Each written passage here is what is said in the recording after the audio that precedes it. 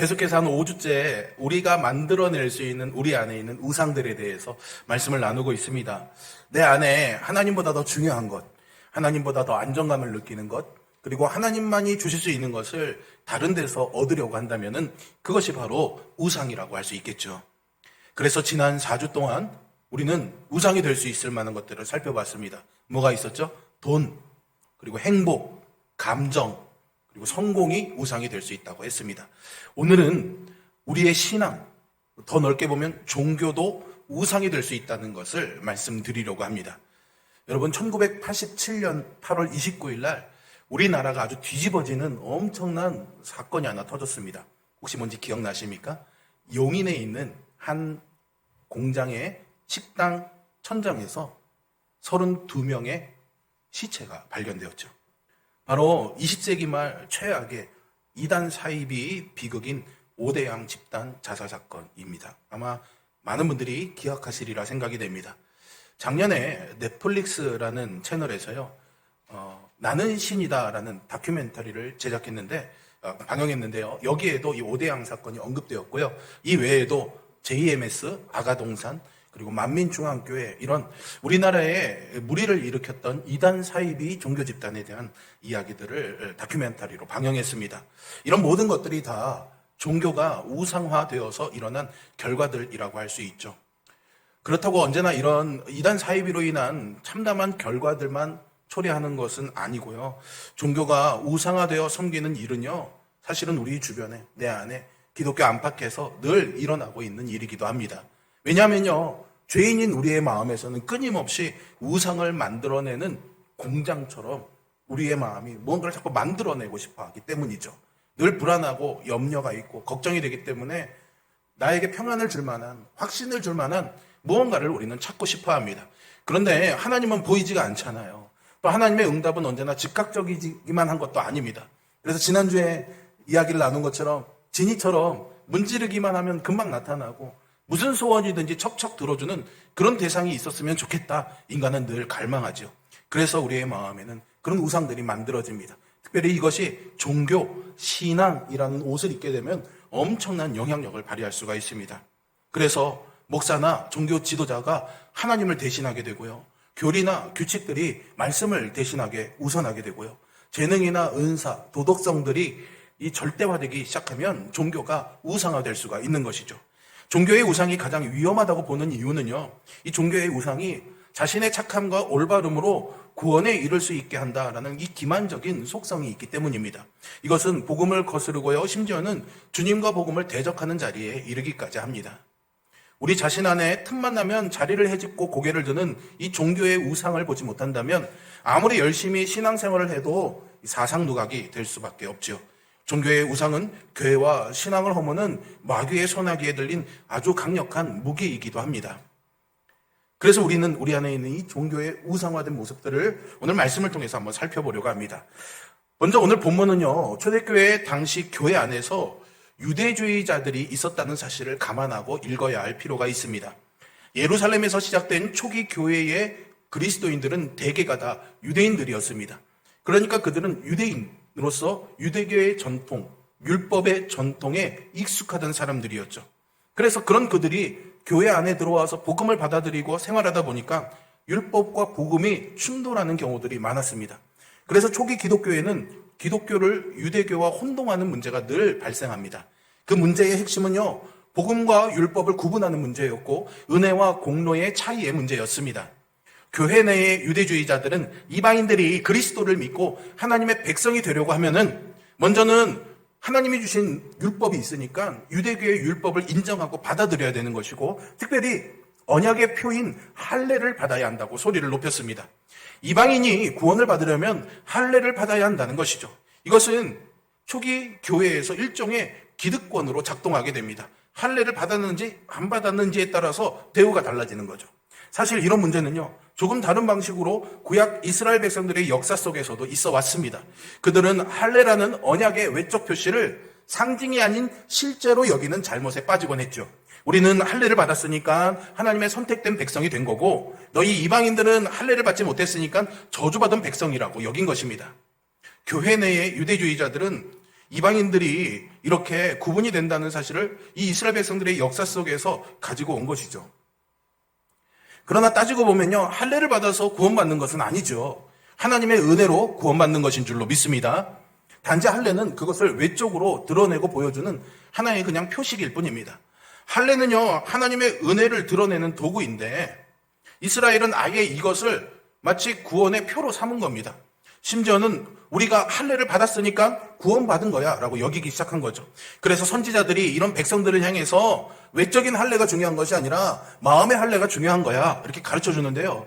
몸에 행한 할례는 하나의 상징이고 표식이라는 것을 계속해서 가르쳐 왔습니다. 초대교회 내의 유대주의자들의 중심에 있었던 것이 바로 이 할례였는데요. 사실 이것만이 전부는 아니었죠. 어쨌든 이 모든 것은 종교의 우상으로 작동함으로써 그들을 도리어 하나님으로부터 분리시키는 일을 했습니다. 이런 배경에서 우리는 바울이 부활하신 주님을 만나기 전에 했던 모든 종교적인 열심과 그 동기들을 이해할 수가 있는 겁니다.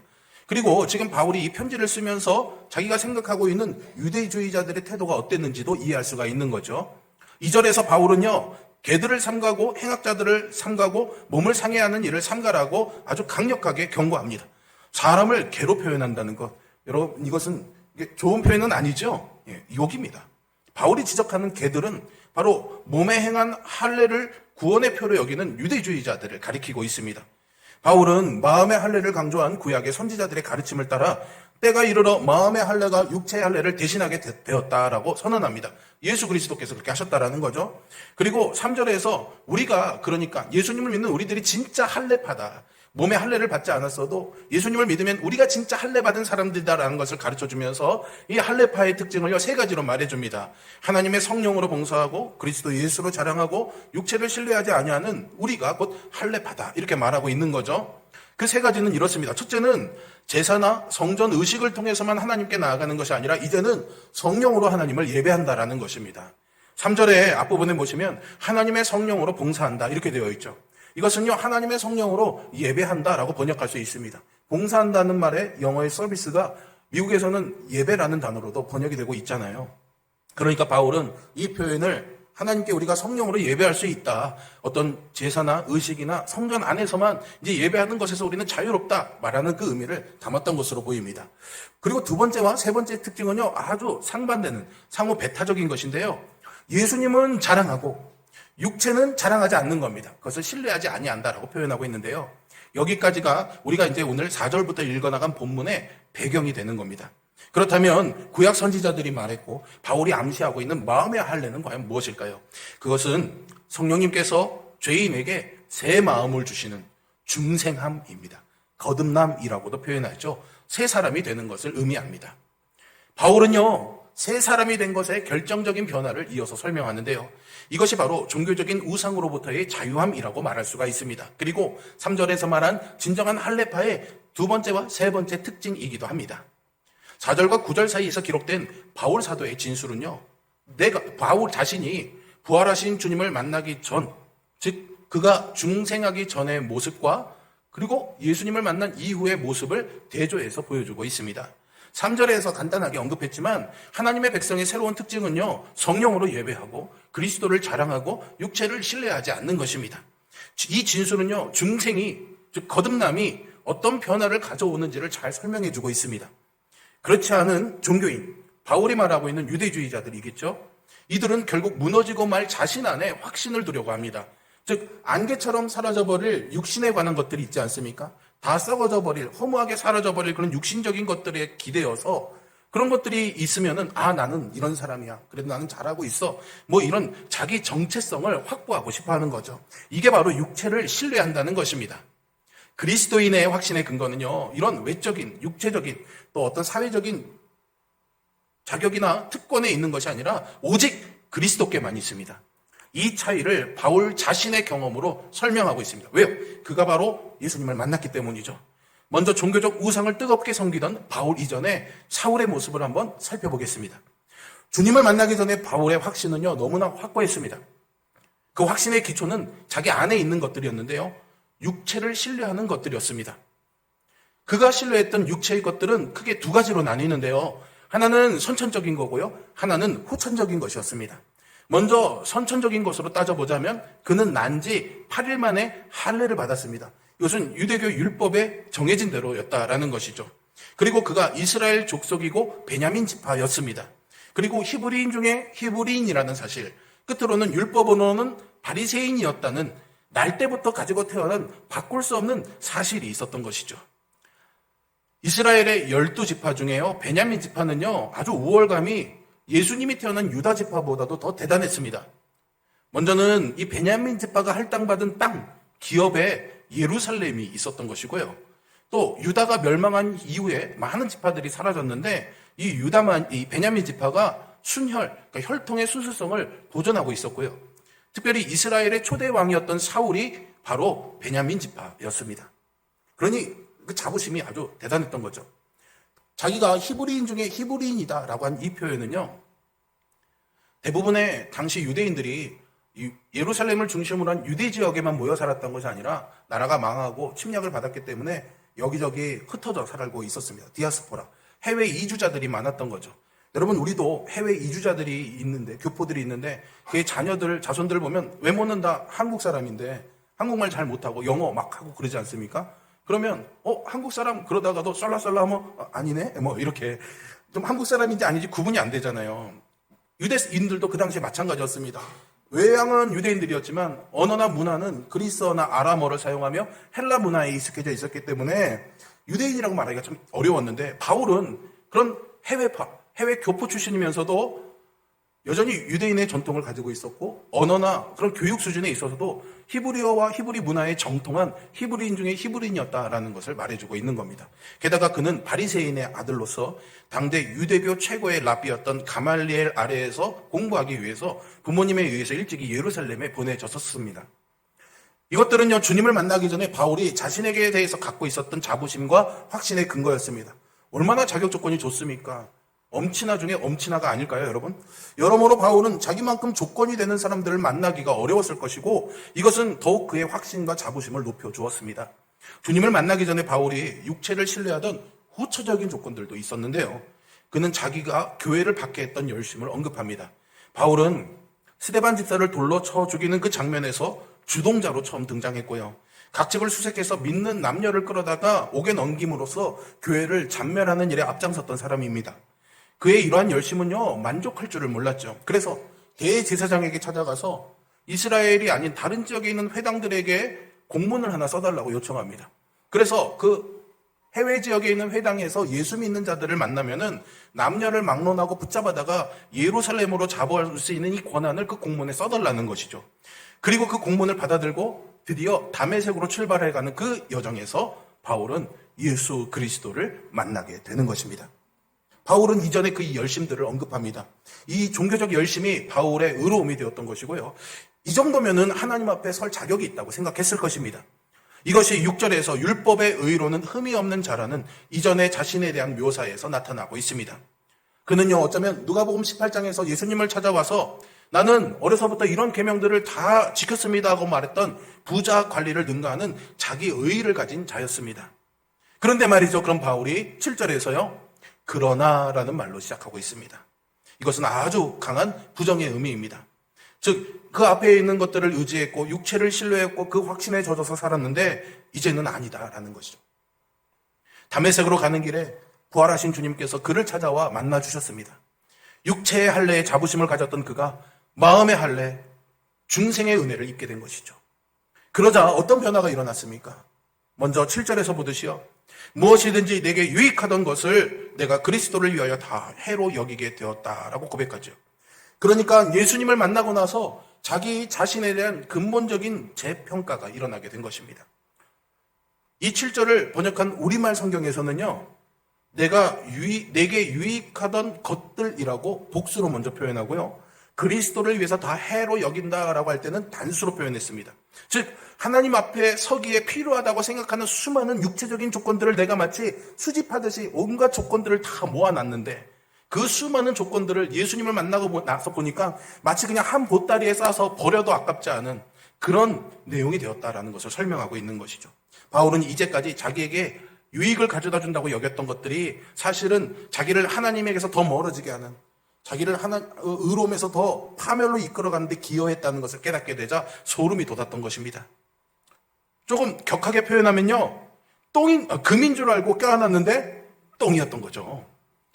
아이들한테는 이렇게 설교해주면 되게 좋아하는데, 똥 얘기하면 되게 좋아하는데, 바울에게 이런 급격한 전환이 일어난 것은 딱 한 가지 이유 때문입니다. 무엇이었을까요? 그리스도를 만났기 때문입니다. 예수님 때문이었습니다. 그래서 그는 7절에서 그리스도를 위하여 라고 말하죠. 그리고 8절부터 11절까지는 사실은 헬라어로는 하나의 긴 문장인데요. 여기서 그는 그 유익들이 해가 된 것을 자세히 설명해 주고 있습니다. 오늘은 우리가 이 종교라는 우상에 대해서 이야기를 나누고 있으니까 그 핵심 구절이 바로 저는 8절과 9절이라고 생각이 됩니다. 바울이 7절에서 그리스도를 위하여 라고 말한 것은요, 8절에서 내 주 그리스도 예수를 아는 지식이 가장 고상하기 때문이다 라고 설명됩니다. 이 지식은요, 구약적인 개념인데요, 하나님께서 선택과 은혜로 자기 백성을 아시는 것, 그 백성이 사랑과 순종으로 하나님과 그의 계시를 아는 것입니다. 이 지식은요, 배워서 얻는 지적인 것이 아닙니다. 체험적인 것이고 인격적인 것이고 친밀한 사귐을 말하는 것입니다. 바울은요, 예수님을 만나기 전에 그 누구보다도 배움과 학식에 뛰어난 사람이었습니다. 많은 것을 배우고도 이것을 알지 못했던 거죠. 그런데 그가 예수님을 만나고 나서 인격적인 경험을 하고 나서 바뀌게 된 겁니다. 저는 9절에서 그 안에 발견되려 함이니라는 이 말을 특별히 주목하고 싶은데요, 이 말을 하는 배경에는 바울의 두려움이 깔려 있다고 봅니다. 무슨 두려움이었을까요? 하나님의 심판대 앞에 혼자 서게 될 것에 대한 두려움이었습니다. 여러분에게는 이런 두려움이 없습니까? 지금 내가 당장 하나님께 불려간다고 하면 어떤 마음이 드실까요? 바울은요, 소위 잘 나가던 시절에 내가 이 정도면 하나님 앞에 당당하게 설 수 있다, 나는 하나님께 내세울 의로움이 많다, 이렇게 생각했을 것입니다. 그런데 예수님을 만나고 그리스도를 알게 되고 은혜를 알게 되고 거듭나고 중생하고 나서 보니까 자기가 내세우려고 했던 그 의로움들이 정말로 배설물에 불과한 쓰레기에 불과할 뿐만이 아니라 오히려 거룩하신 하나님의 의를 훼손하고 모욕하는 것임을 알게 된 것이죠. 그래서 그는 하나님 앞에 설 때 하나님께서 자신을 그리스도 안에서 봐주시기를 바란 것입니다. 이제까지 내 몸을 치장하던, 내 것을 치장하던 그런 여러 조건들을 다 벗어버리고 알몸으로 나온 나, 부끄러운 나를 이제 예수님을 통해서 봐달라고 요청하고 있는 거죠. 심판대 앞에 섰다면 혼자 서는 것이 아니라 예수님을 변호인으로 내세운 것입니다. 이것이 그 안에서 발견되려 함이니의 뜻인 거죠. 9절에 이어지는 말씀이 이것을 입증합니다. 내가 가진 의는 율법에서 난 것이 아니요 오직 그리스도를 믿음으로 말미암은 것이니 곧 믿음으로 하나님께로부터 난 의라. 이제껏 자기가 쌓아온 의는요, 율법에서 온 것이고요, 자기의 태생과 자기의 행위에서 비롯된 것이었지만 하나님 앞에 서려고 하는 자가 필요로 하는 의로움은요, 그런 것이 아니라 믿음으로 말미암아 하나님께서 주시는 의로움이라는 것을 깨닫게 된 것입니다. 이것은 그리스도 안에서 그리스도를 믿는 자에게 주어지는 하나님에게서 난 의로움입니다. 바울이 여기서 말하는 믿음은요, 그리스도와 관련된 일련의 사실에 대한 어떤 지적인 동의가 아니라 그리스도를 개인적으로 알고 신뢰하고 복종하며 산다는 뜻입니다. 드디어 종교의 우상에 사로잡혀서 살아가던 바울이 예수 그리스도를 만남으로써 이 우상으로부터의 자유함을 얻게 된 것이죠. 더 이상 자신이 착함과 의로움을 얻어내야만 한다는 생각에서 자유하게 된 것입니다. 또 그렇게 수고하는 만큼 그것이 자기를 구원할 것이라고 생각하고 열심히 살았던 바울은 드디어 그 모든 헛된 수고에서 자유함을 얻게 된 것이죠. 가끔 신앙생활 하는 분들이 참 어렵다는 이야기를 듣습니다. 어쩌면 우리 안에도 주님이 주시는 자유함의 은혜로 시작이 되었지만 하나둘 뭔가를 더 가리고 입어야 된다는 생각에 스스로가 지쳐온 것은 아닐까요? 매일매일 주님과의 만남이 필요한 이유가 여기에 있는 것입니다. 바울과 같은 변화는요, 근본적으로 죄인이 거듭날 때 일어나는 일들입니다. 복음은 우리를 자신의 수고로운 의로움으로부터 구원을 얻어내려는 모든 시도로부터 자유롭게 합니다. 여러분, 진짜를 얻으면요, 가짜라는 것이 드러날 모조품을 만들 수고를 할 필요가 없는 거잖아요. 우리는 바울에게서 초대교회 종교의 우상이 작동하는 예를 잠깐 살펴봤습니다. 사실 이것은 초대교회 때만의 문제가 아니라 이 종교 우상의 행위는 지금도 교회 안팎에 차고 넘칩니다. 우상 숭배의 본질은요, 섬기는 자가 그 안에서 정체성을 찾는다는 겁니다. 뭔가 내가 이렇게 정성을 들임으로 인해서, 뭔가 이렇게 잘함으로써 인해서 나는 좋은 사람이야, 나는 잘하고 있어, 이런 것을 확인받고 싶어 하는 거죠. 바울은 그것을 할례받는 것, 민족적인 혈통, 그리고 지파, 종교적인 열심으로 삼았던 겁니다. 그 안에서 자기가 어떤 사람인지 자기 정체성을 찾았고요. 열심히 하면 할수록 이 거짓된 그런 종교적인 확신은요, 점점 더 견고해져만 갔던 것이죠. 그래서 심지어는 사람을 죽이는 그 일에도 거리낌이 없었던 것입니다. 옳다고 여겼던 거죠. 그는 이미 이전에 자신의 이러한 경험을 빗대어서 유대인들을 로마서 10장 2절과 3절에서 이렇게 묘사합니다. 그들이 하나님께 열심히 있으나 올바른 지식을 따른 것이 아니니라. 하나님의 의를 모르고 자기의 의를 세우려고 힘써 하나님의 의에 복종하지 아니하였느니라 라고 말이죠. 열심은 있는데 뭔가는 잘하는데 하나님과는 상관없는 종교적인 우상을 섬긴 것이죠. 종교의 우상은 주님을 만나기 전에 바울처럼 이렇게 막 극단적으로 표출되는 것만은 아닙니다. 이슬람 극단주의자들이 보여주는 성전을 빙자한 테러라든가 명예살인 것 같은 그런 것들이 아니더라도 종교 우상은 여러 형태로 사실은 우리 가까이에 와 있습니다. 그런데 이 종교의 우상을 구별해내기가 어려운 것은 모두가 다 신앙적이고 거룩하고 의롭고 좋은 가치들을 표방하고 있기 때문입니다. 그래서 종교의 우상은요, 어떤 우상보다도 우리가 속기가 쉽습니다. 구약시대에 종교의 우상은요, 율법과 성전에 대한 열심으로 나타나곤 했습니다. 유대 지도자들은 그래서 예수님이 율법을 범했고 성전을 모독했다고 생각했기 때문에 예수님을 죽이려고 한 겁니다. 오후 예배 때도 제가 지지난주에 설명을 했지만 스데반 집사의 순교도 바로 이런 이유 때문이었습니다. 율법을 어기고 성전을 더럽혔다는 이유였던 거죠. 이것이 점점 강해지면 한 생명을 귀하게 여기지 않고 죽일 만큼, 그리고 어떤 방법을 써서라도 이것을 지켜야 된다는, 그래서 어떤 잔인한 방법도 정당한 권리로 인정받고 행동하게 할 만큼 종교적인 우상은 기만적입니다. 오늘날의 교회에서도 현대판 종교의 우상들이 작동하고 있습니다. 우리는 내가 성경의 지식과 교회의 법과 교회의 어떤 교리들의 확실한 지식이 있다는 사실에서 우월감을 느낄 수 있습니다. 어쩌면 부흥하는 교회, 뭔가 교육이 잘 이루어지고 있는 교회, 사람들이 보기에 부러워할 만한 교회에 다니고 있다는 그 자체로 거짓된 정체성을 형성할 수도 있습니다. 그 교회에 다닌다는 이유로 나는 신앙생활 잘한다 생각할 수 있는 거죠. 특별히 저 같은 목회자, 사역자들에게는 사역의 열매, 그런 은사로서 자신의 정체성을 확인하는 그런 종교의 우상들이 많이 세워집니다. 지지난주에 우리 청년부 연합수련회 때 제가 하루 말씀을 전했는데 청년들에게 단톡방을 만들어서 우리 여기다 은혜 받은 이야기들을 글 올리자. 글 올려주는 청년들에게 내가 선물을 해주겠다. 은혜를 나눠서 우리 더 많은 풍성함을 누리자 했더니 몇몇 청년들이 글을 올려줬습니다. 정말 청년들이 글을 잘 쓰더라고요. 은혜를 참 많이 받은 것 같아요. 너무나 은혜를 많이 받은 글들을 올려주었습니다.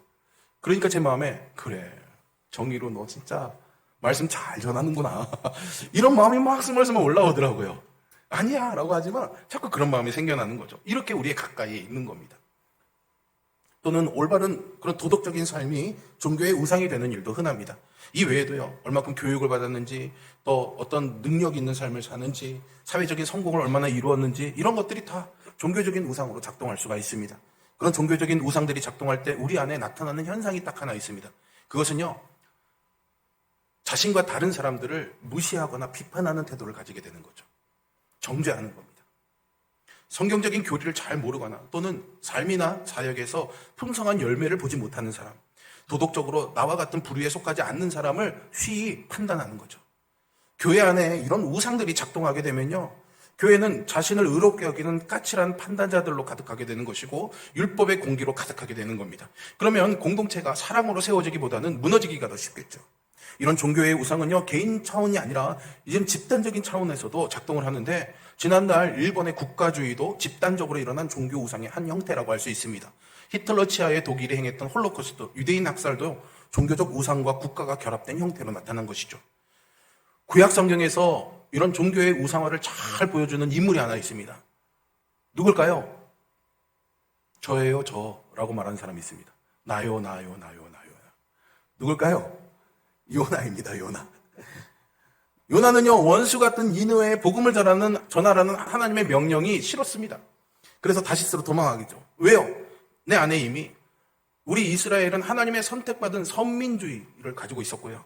참되신 하나님에 대한 그런 교리적인 우월감이 있었고요. 그래도 아수르 저 패악한 사람들보다는 우리가 더 도덕적으로 우월하다.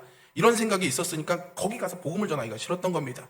이것이 요나가 불순종과 불쾌한 감정을 가진 원인이었던 거죠. 아까 바울이 말했던 로마서 10장 2절과 3절의 말씀처럼 하나님께 열심은 있었지만 올바른 지식을 따른 것이 아니었고요. 하나님의 의를 모르고 자기 의를 세우려고 힘써서 하나님의 의에 복종하지 아니한 것이죠. 오늘날 교회에서 신자들이나 목회자들이나 어떤 자기 교회가 가지는 그런 외적인 특징 안에서 자신들의 자신감과 정체성을 발견한다면, 즉 겉으로 보이는 그 어떤 것으로 나는 이런 사람이야, 나는 이렇게 신앙생활 잘해 라고 생각한다면 그것이 바로 종교의 우상이 될 가능성이 있다는 것을 우리는 조심해야 됩니다. 그러면 그들은 다른 교회와 교인들을 우습게 볼 수도 있습니다. 하나님 앞에서 자신의 정체성과 신분을 하나님과 하나님의 은혜에 의존하기보다는 교리의 정확성이나 교회가 가진 어떤 외적인 특징에 의존하게 되면 그렇게 되는 것이죠. 이럴 때 사람들은 더 이상 자기를요, 은혜 받은, 그런 구원받은 그런 죄인으로 보지 않습니다. 자기 견해가 옳다고 믿는 그 우월감이 갈수록 심해지고요. 교회는 이런 사람들로 점점 더 채워지다 보니까 숨이 막히고 복음을 들이마실 수가 없게 되는 거죠. 교회가 육체를 신뢰하는 방식은요, 정말 다양하게 나타난다는 사실을 우리는 기억해야 됩니다. 정리하자면 바울은요, 주님을 만나고 나서, 즉 중생하고 거듭나고 나서요, 바로 이 종교의 우상에서 해방되었습니다. 그를 자유하게 한 열쇠는요, 바로 그리스도 예수였습니다. 그가 자기에게 유익하던 모든 것을 다 해로 여기게 된 것은 다 그리스도 때문이었습니다. 그리스도를 알게 되자 그 지식 때문에 그는 과거에 유익하던 모든 것들이 자기를 파멸시킨 것들이었음을 즉각적으로 깨달았습니다. 가치에 대한 근본적인 재평가가 일어난 것이죠. 그리스도께서 그를 믿는 자에게 하나님께로부터 난 의를 거저주신다는 이 복음을 알게 된 것이죠. 그리스도를 알게 되자 하나님 앞에서 인간이 만들어낸 의는 배설물, 쓰레기에 불과하다는 것을 알게 되었습니다. 사람들 앞에서 제법 쓸모가 많았고 자기 만족을 준다는 차원에서도 쓸만했을 것입니다. 그러나 주님을 만난 이후에는 더 이상 그럴 수가 없었던 것이죠. 여러분, 우리가 그리스도인이라면 바울에게 일어난 이 일이 우리에게도 있어야 됩니다. 아니, 우리에게 이미 일어났습니다. 마음의 할례, 거듭남, 중생의 은혜가 임했다면 말이죠. 그러면 이전에 여러분이 그렇게 자랑스럽게 여기던 육체의 자랑들이 쓰레기라는 사실을 인정하시겠습니까? 더 이상 그것들 안에서 나의 정체성을 찾는 것이 얼마나 어리석은 일인지를 인정하시겠습니까? 그래서 더 이상 그런 것들로 자기를 드러내지 않게 되었습니까? 그런 일이 일어나려면 우리도 바울이 그랬던 것처럼 주님을 만나야 됩니다. 그리스도를 만나야 됩니다. 왜냐하면 골로새서 2장 3절에 있는 말씀처럼 그리스도 안에는 모든 지혜와 지식의 보화가 감추어져 있기 때문입니다. 그분 안에 모든 것이 있기 때문입니다. 그리스도 안에 모든 것이 담겨져 있기 때문이죠. 그리스도께서 모든 믿는 자에게 하나님께로부터 난 의를 주시는 분입니다.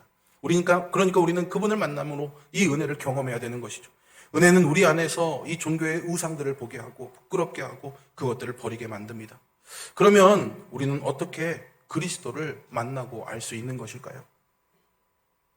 주님을 만나러 가야죠. 돌이키면 되는 겁니다. 주님이 아닌 다른 것들을 따르고 있었다면 방향을 바꿔서 주님께로 나아가는 것입니다. 돌이킨다는 말은요, 여러분이 지금까지 육체를 신뢰하던 모든 것, 종교의 우상을 내려놓는다는 뜻입니다. 그것들이 여러분들을 궁극적으로 만족시킬 수 없다는 것, 심판의 날에 여러분이 심판하시는 그 하나님 앞에 주장할 수 있는 것이 아님을 인정하는 것이죠. 우리는 그리스도 안에서 다시 발견되어져야 됩니다. 하나님께서 주시는 의가 아니면 그 심판의 날에 아무런 도움도 받을 수 없습니다. 오직 그리스도만이 우리의 삶의 가장 큰 만족이 되시며 심판의 날에도 당신이 이루신 의로움으로 우리를 덮어주실 것입니다. 무엇을 쫓아 사시겠습니까? 무엇으로 나의 겉옷을 삼아 사시겠습니까? 세상의 것들, 신뢰할 만한 육체의 것들을 다 바울과 같이 배설물처럼 여기고 주님의 보혈로 입혀주시는 거룩한 의의 옷을 입고 주님만 바라보며 사는 우리 모두가 되기를 주님의 이름으로 축복합니다. 기도하겠습니다.